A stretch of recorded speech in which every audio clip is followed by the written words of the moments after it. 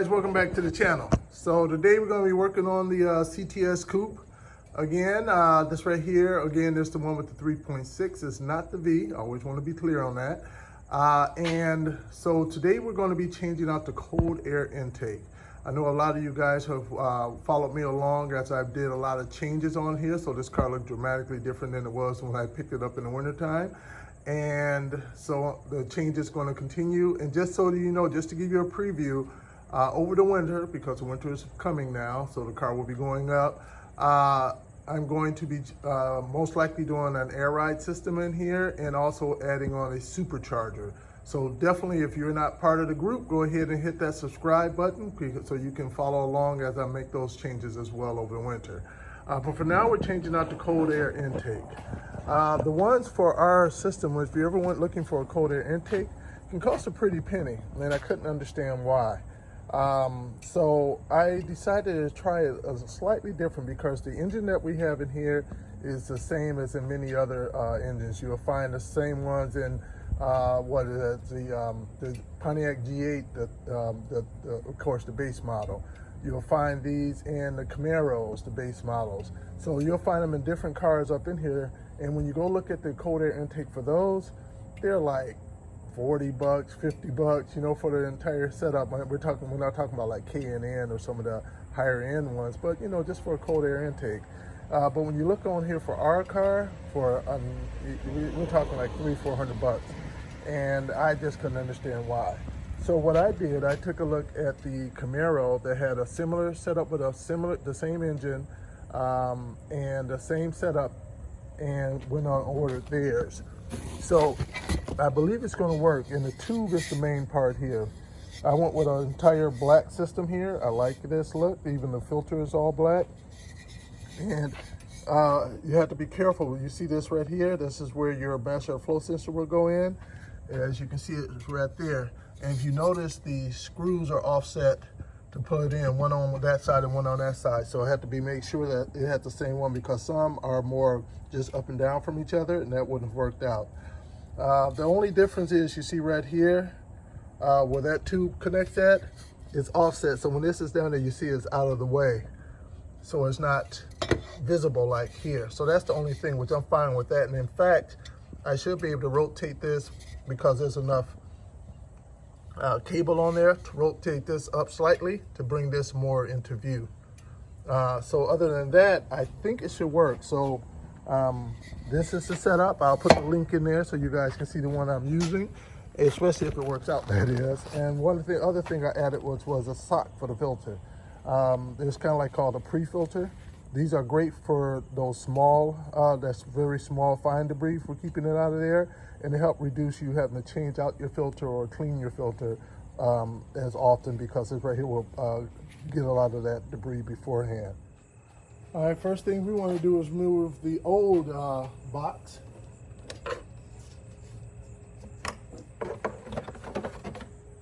And I think a flathead and a Phillips should do most of the work.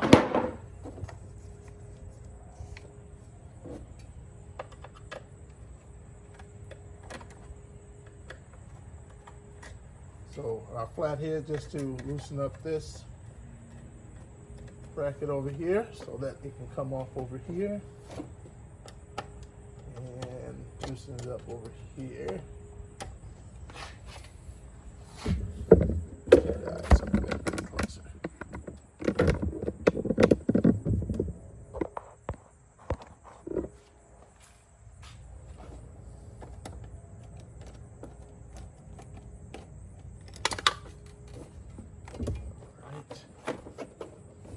And let's see here. Now let me see if this tube over here, well, for now, let me disconnect the tube from back here from the PVC, and then I'll work on getting this off. I think I'm going to need to cut it, and it comes with a tube that will go over it, but I don't want to. I'll check that out in a little bit. So I'll set that to the side, and now we'll remove this box over here, and we're going to need a Phillips to remove the master flow sensor out of there. But for now, we can unplug it. It's a little red switch back here. will allow for me to push that up and take that off. And there's the, you gotta pop this out, see how it slides back and forth, and then you just push that in, and then you can take that off from your mass airflow sensor. All right, and now we need to remove this box here, and from what it looks like, I may, let's see here, I'll take this off. All right, so it's gonna take a 25 star bit, and the reason we need it is for that one right there. I'm not sure if there's another one, but we'll get that one out of there first, and then we'll see if there's more.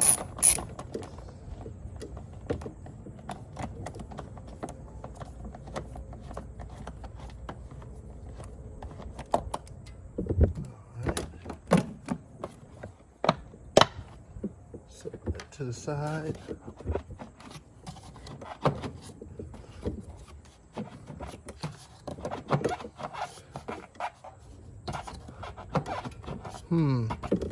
I'm just going to go ahead and take the cover completely off, just in case there's any type of screw on the inside. I don't think so. I think it's probably just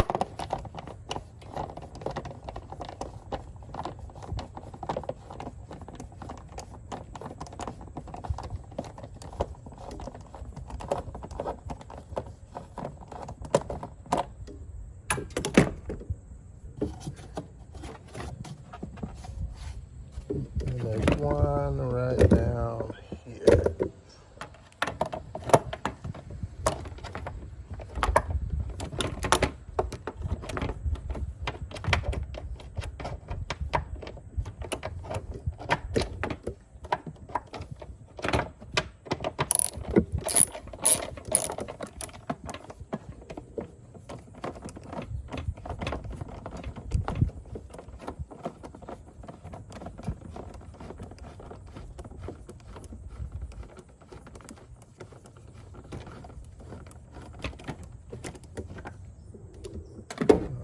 I like how they made that little notch right there so that you wouldn't have to take this off just to remove this to change your filter.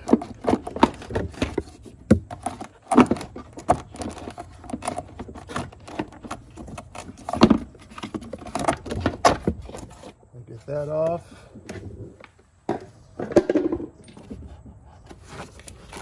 Filter still looks good. See this right here? This bracket is all part of that, so I have to take this off in order to get it out. So let me get a, I'm assuming that's a 10 millimeter.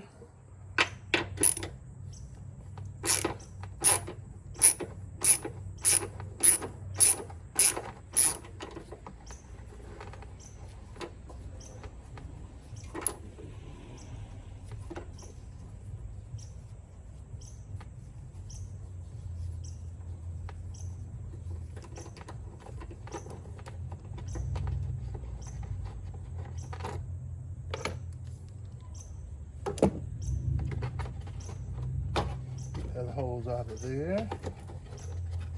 Work it around it.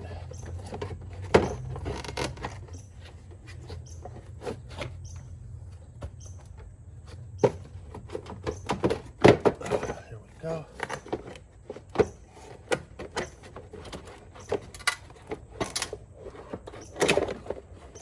All right. And you can see this right here. That was inside of a little grommet down there, so you had to kind of like pull it out in order to get it out the rest of the way. So now we're all out.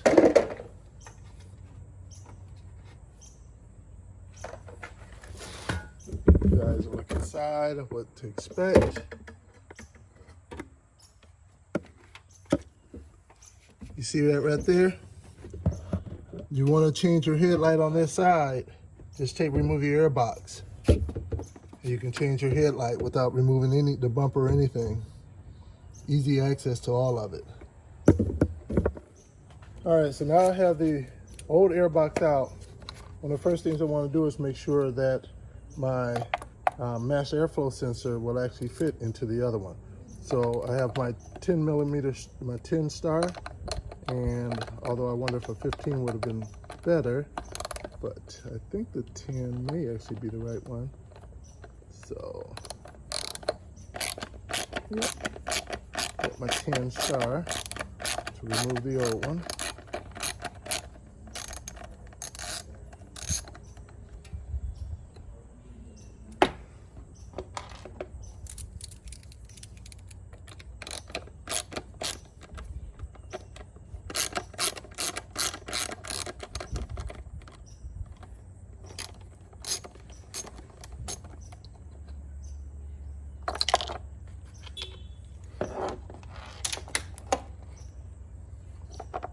So I'm going to slide out the old one. Be very careful with these. And you don't want to touch any of this down here. Especially there are wires up in there, inside of there. So you can see right through there. That is one, if you ever get your check engine light for mass airflow sensor, you get some of that mass airflow sensor sprayer, take it out and spray that off. Sometimes debris will get on there, and that will cause you to have that check engine light for mass airflow sensor. So you don't necessarily have to replace it. First thing to do is clean it with mass airflow sensor cleaner that is made, the spray that is made for these. All right, so now I'm going to take this right here and see if it fits in there. So see that there, and look at that. Almost perfect. The holes don't line up perfectly though, as you can see, but I probably can tap those though. Let me see if I can do it if the other way works. Oh, there we go. There's my problem solved. Just had to flip it over and they lined up perfectly. That makes me feel a lot better. Use my existing screws. Yeah, the factory screws were the wrong thread. I got the one out of the kit that came with it, and these, of course, fit perfectly in there.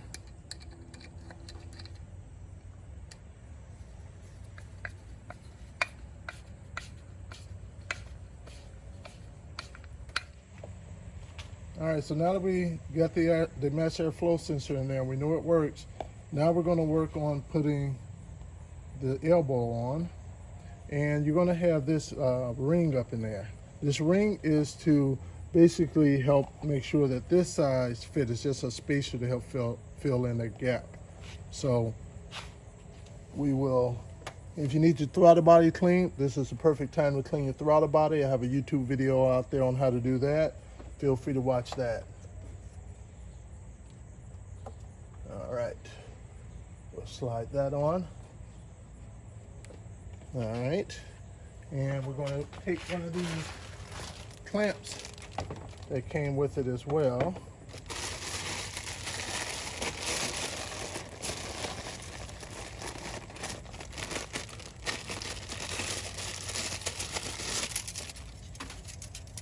Very nice clamps, not little cheap little clamps. I like that. That's good.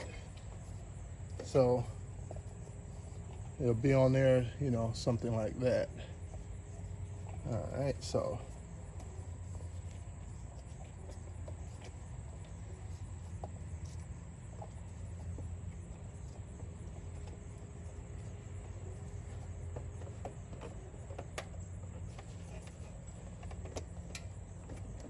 we'll get that on there, and then of course we'll tighten this down. But we're not going to tighten that down until we have everything properly fitted, pre-fitted on there. So now that we have that, we can take our tube and one of the other clamps, and our tube is going to, as you can see, so we can see just how much room do we have to articulate this thing around. We'll put that in. We'll plug that in first. Set that one over here. What am I thinking? We'll take that, plug it in, push the red tab back in and lock it in place. And as you can see, we'll be able to get that our tube wherever we want. We got more than enough room to rotate this however we need it. So now I'll take this here, set it on there. Let me put that on the inside.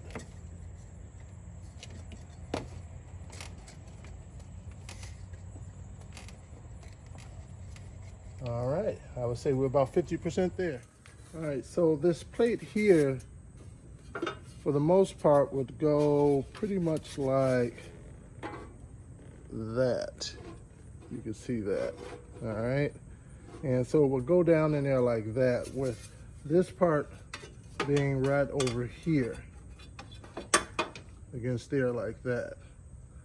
So to kind of shield it away from the hot engine so it gets more fresh air coming from that direction. Cold air intake. The thing is that this is a little big, so what I can do is probably take my angle grinder and trim a bit of that off. All right, so I took these holes and I'm moving it out of the way to try to give me more room. And I not disconnected them, but kind of moved some of the AC lines out of the way, being careful you don't want to bend those. You don't want to lose your AC. And I'm seeing if I'm able to now just slide it down in through this way. As you can see, it made it. So I didn't need to cut it. Now I want to see if I can move it forward. See, I would need to be able to move it forward, because you can see right here, it doesn't quite line up. So it needs to go, so I'm gonna have to trim off a good section of this up front. So let's get out our angle grinder and get to cutting.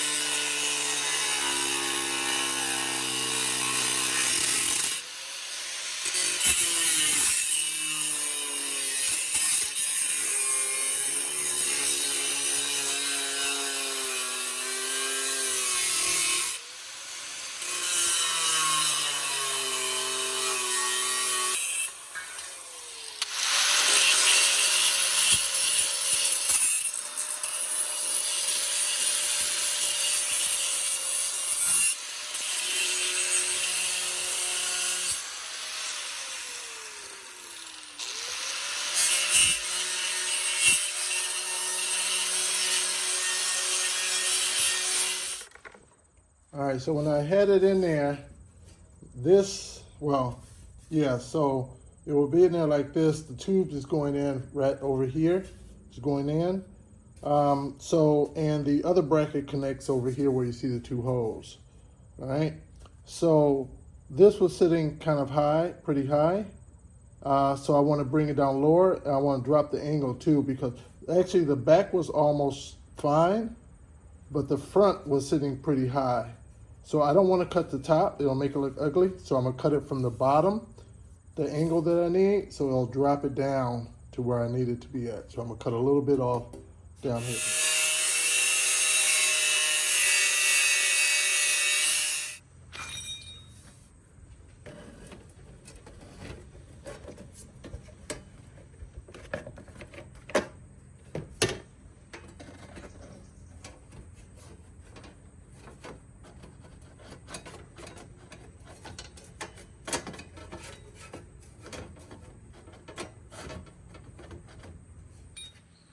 All right, so I did make a few more modifications on it. Like I trimmed down that corner up there because it was sitting a little too high up here, probably would hit the hood. So I trimmed that down, and I drilled some holes in here so I can have some mounting points up in there too as well, where I thought it would be some good mounting points. And then I put all of the molding that they gave on here as well. I think that'll do a good job and making sure that it doesn't have any rattling going on, and also making sure that the edges doesn't cut any wires, and also to make sure that it just cosmetically look good as well. So let's get in there and see how it looks in there. Move that back out of the way.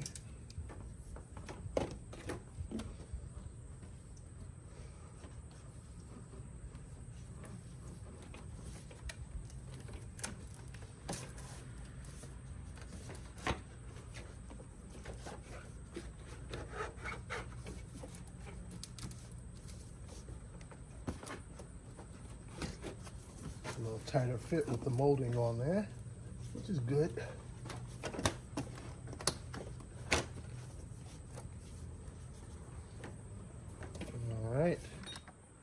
All right, what do you guys think so far? Nice lineage, comes up in here. You got the zone in there for your filter, and now it's time to install the filter. All right, so what I like about this filter is that this plastic piece right here is actually separate. So it came in two separate pieces from the filter and this whole plastic unit right here. And you notice the hole is offset, it's not centered. So that gives you the ability to adjust where you need it to be at within your zone, so it's not too close to something, or if something's in the way, you can easily move it out of the way with that offset. And then you got a band on here that holds it on there. And then you get this right here. So this, as you can see the hole right there, it will, oops, flip it around, will go on like that with a band going on there. It will go there on here, and then this end right here will go onto that tube through there. All right, let's give it a try. I already have the clamps on here. They're loose, so I can move it around. This one is tight, this one is tight, this one is loose, so I can move it around. And I'm going to stick it on in there.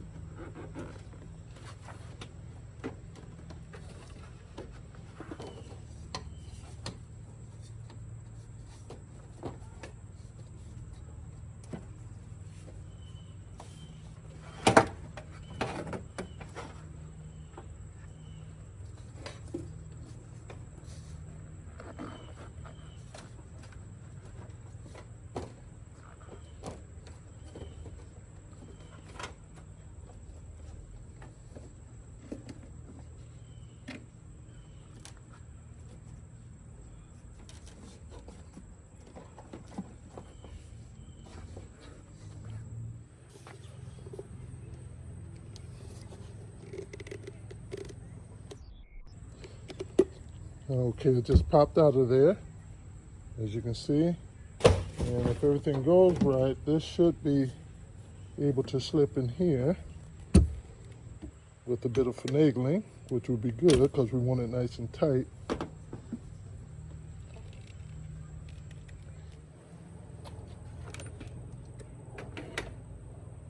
right, so these will go back here like that.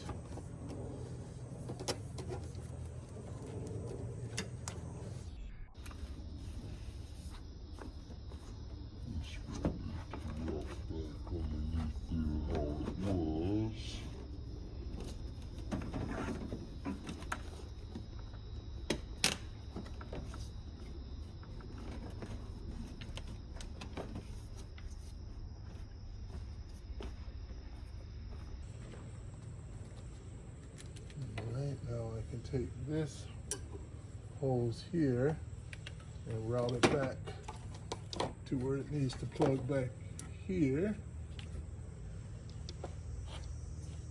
And it'll be right about there. Yeah, keep it back here.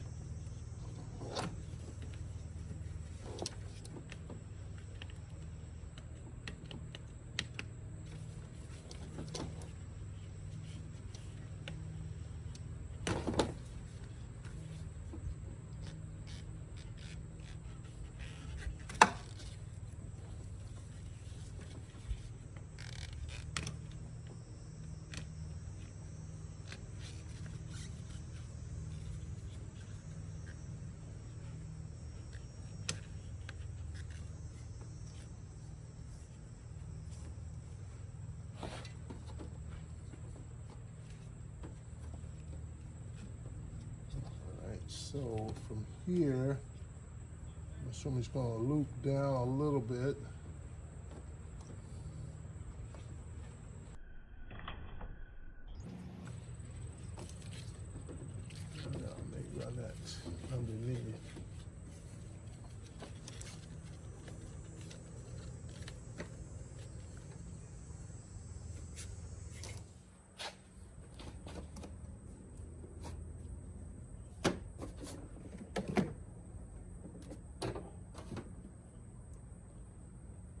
see here, I'm gonna go a little long initially because I can always trim back, but you can't add on.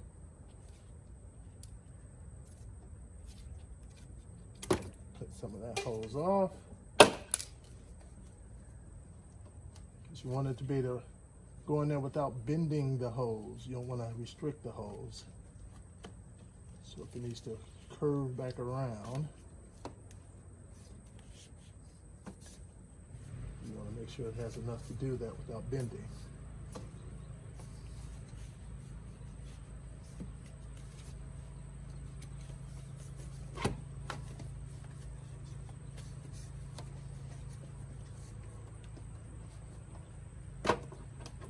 All right, got it connected up on there.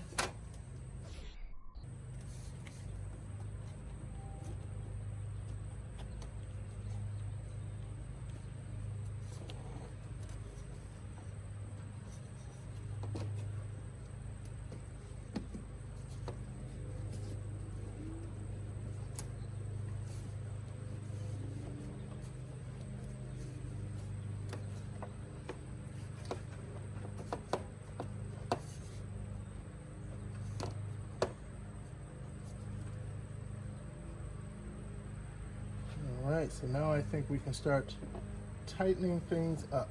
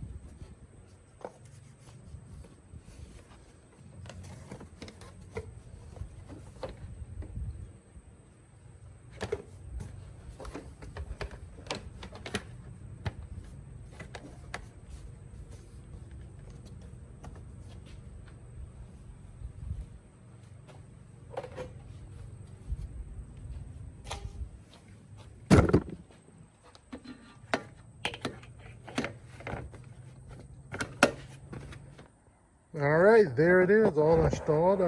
Think it looks pretty good for a $75 kit off of eBay. The quality of the kit was really well. I really enjoyed it, and the fitment was pretty close. And I would say this modification that I did to the shield they did, it looks pretty much custom. You know, like it was made for it. I think overall it looks good. I think I'm going to do a plexiglass shield over here. I think that'll be a nice finishing touch right here. Other than that, I really enjoy the look. Hey, if you guys like, definitely hit that like button and also hit that subscribe button so you can follow along on a lot of the other work that I'm going to continue to do on my CTS Coupe 2013. Have a good day.